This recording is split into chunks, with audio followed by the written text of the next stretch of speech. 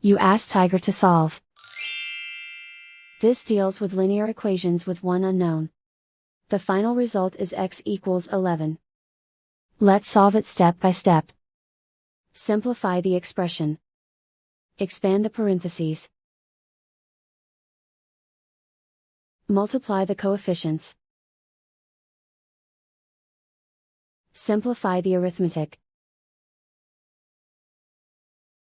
Group all constants on the right side of the equation. Add 27 to both sides. Simplify the arithmetic.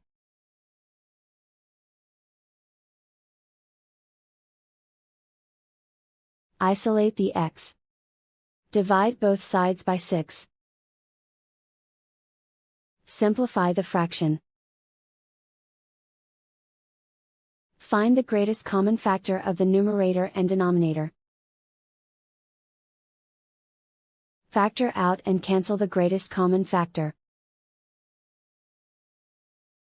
And so the final result is x equals 11.